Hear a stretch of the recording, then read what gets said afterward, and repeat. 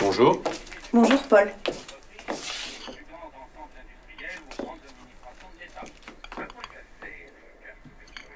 L'affaire essentiellement à dégager l'homme de tous les travaux de plume que jusqu'à présent il fallait faire à la main. Et d'autre part, ces travaux, on les fait 1 million de fois plus vite, si vous voulez un ordre de grandeur, et on les répétera aussi souvent qu'on le voudra. La première opération qui a lieu de faire, c'est quoi?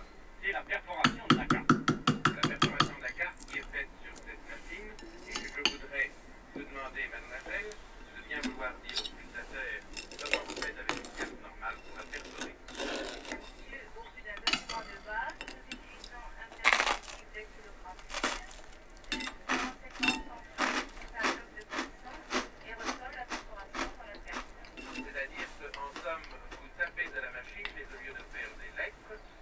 On a 8 minutes.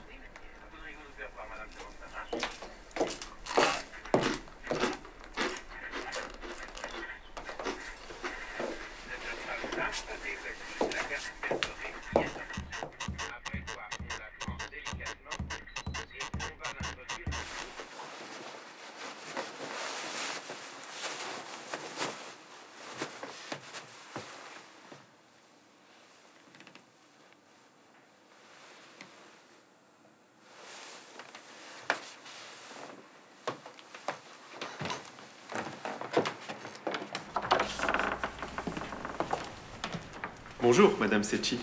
Bonjour, Paul. Bonjour, Elisabeth. Ah, bonjour.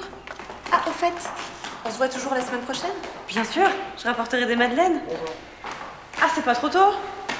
Si tu savais le monde qu'il y a à la boulangerie le samedi matin, on se croirait au bordel. Bonjour, Elisabeth. Bonjour, Paul. Allez, rentre. J'ai faim.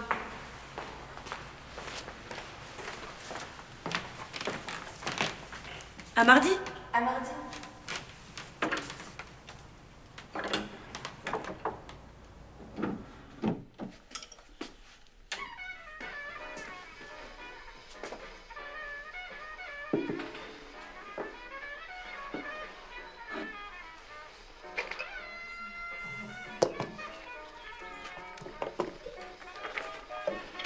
Merci pour les croissants.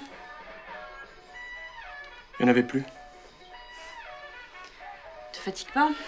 Je sais que t'as oublié.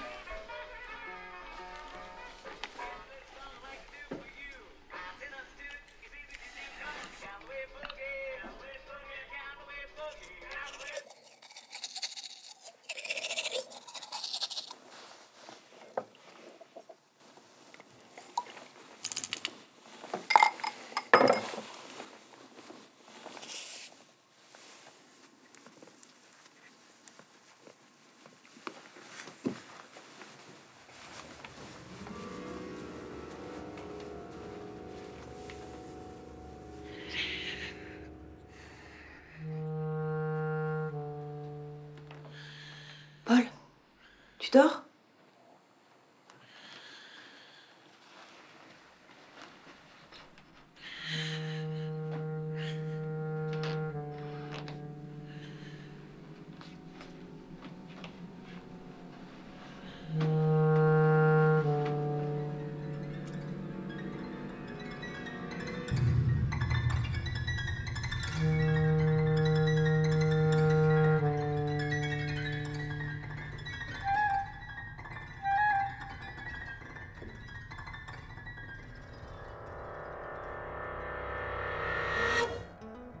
Paul Crépin et Paul Secchi vivaient paisiblement avec leurs épouses dans leur appartement et avaient leur petite routine.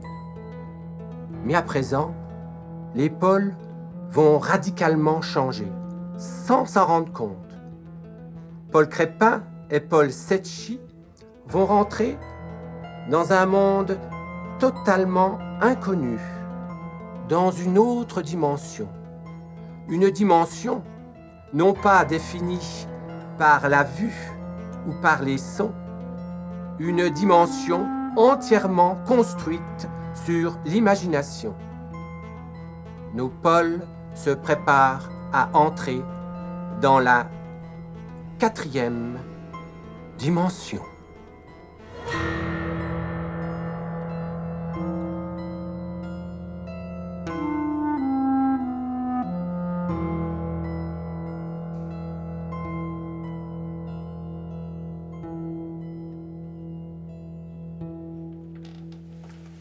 Bonjour chérie. Bonjour.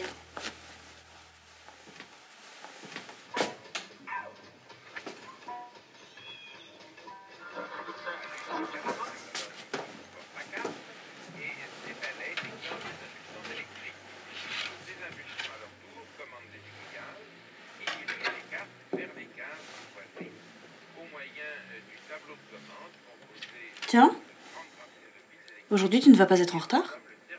Non.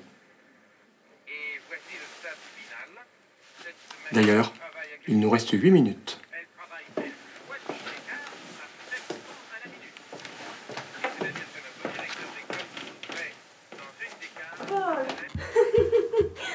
Oh là là.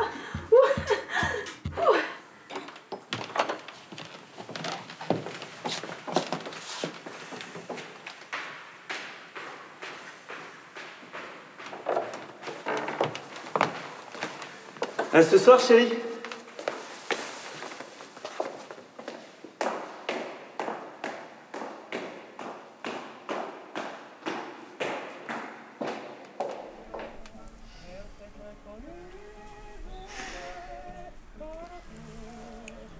Avec mon mari, depuis une semaine, c'est plus comme avant. C'est comme si c'était une autre personne. Bon, c'est pas la routine, hein, tu comprends. Ça fait longtemps qu'on est dedans. Non, c'est autre chose.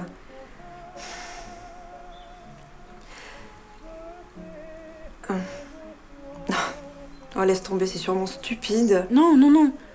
Au contraire, je crois que je te comprends. À vrai dire, j'en avais pas parlé parce que j'avais peur de passer pour une folle, mais je dois avouer que depuis une semaine, mon Paul n'est plus tout à fait la même personne. Tout pourrait paraître normal, je suis toujours sa femme, il est toujours mon mari. Nous vivons sous le même toit, mais au-delà des apparences, c'est comme si... comment dire... Comme s'il avait revêtu la personnalité d'un autre. Exactement. Quand je le regarde, j'ai l'impression qu'il devient un peu haut sur cravate. Lui qui était si extraverti, toujours le mot pour rire, un peu désordonné, certes, un peu en retard. Mais du jour au lendemain, je me retrouve avec un mari froid et guindé, qui se permet même de me donner des ordres, tu te rends compte? Par contre, côté intime, je ne vais pas te raconter, mais c'est plutôt mouvementé.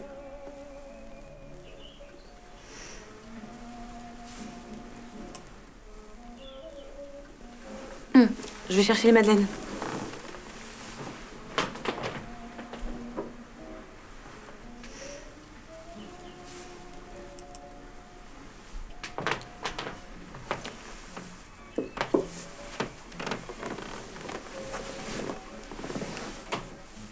C'est curieux, parce que moi, c'est exactement l'inverse. Paul était si raffiné.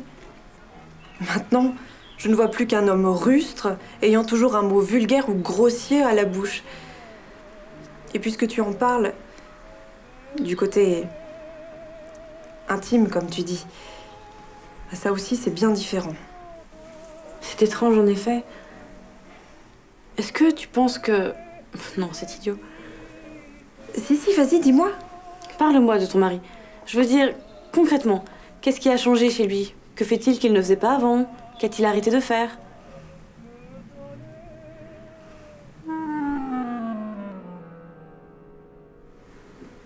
Qu'est-ce que tu en penses? J'arrive pas à le croire. On ne va tout de même pas échanger nos maris.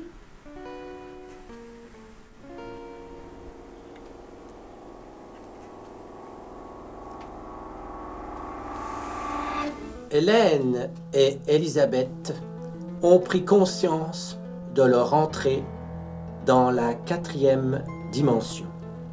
Ces deux femmes, jusqu'ici ordinaires, se retrouvent, malgré elles, dans ce voyage au bout des ténèbres, monde où il n'est d'autre sens que la 4e dimension.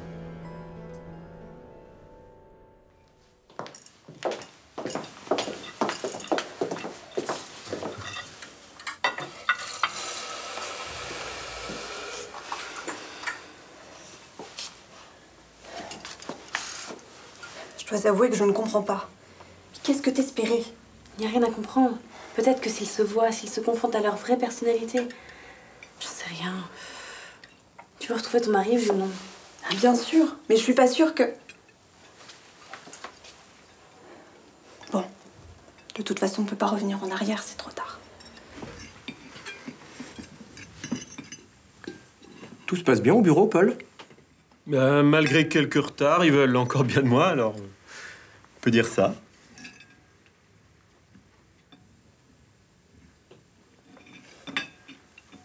Ça ne te ressemble pas pourtant. Ce n'est pas à toi que ça arriverait, Paul. Pardon, je voulais dire... Vous êtes sérieux dans votre travail? Toujours. Ponctualité avant tout. Oui, enfin, il t'est déjà arrivé d'être en retard au bureau. Je ne crois pas, non. D'ailleurs, j'ai une grande nouvelle. Je viens d'être promu au poste de directeur adjoint. Mais c'est formidable. Pourquoi ne me l'as-tu pas dit avant? Je voulais te faire la surprise. Oh, chérie. Oh, un verre pour fêter ça, hein.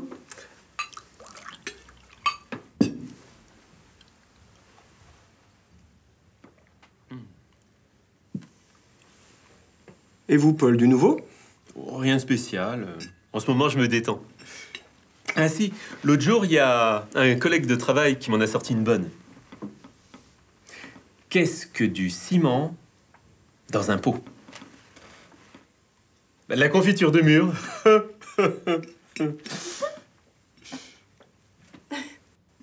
Elisabeth, on devrait peut-être aller chercher le café? Oui.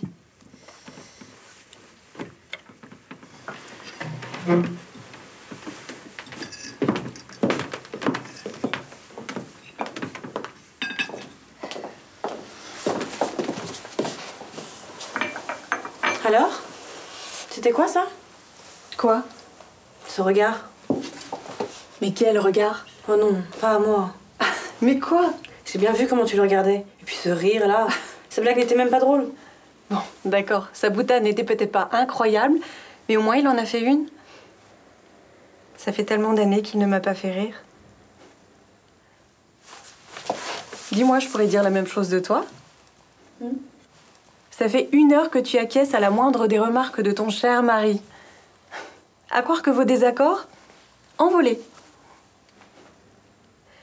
C'est vrai, et puis je n'aurais jamais pensé que mon mari puisse recevoir une promotion. Tu vois, je me disais... Oui, je pensais exactement la même chose. Gardons nos maris tels qu'ils sont et puis laissons le temps faire. Au final, cette inversion, c'est peut-être exactement ce qu'il nous fallait. Besoin d'aide? On arrive!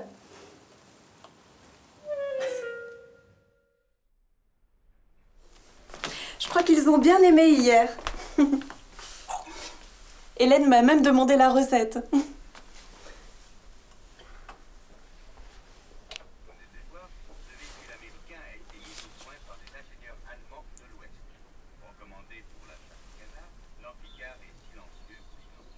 Tu vas à un endroit en particulier? Non, au bureau.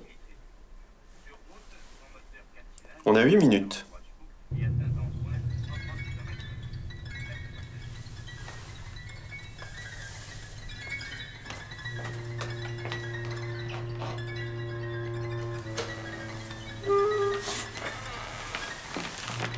Ce soir, chérie.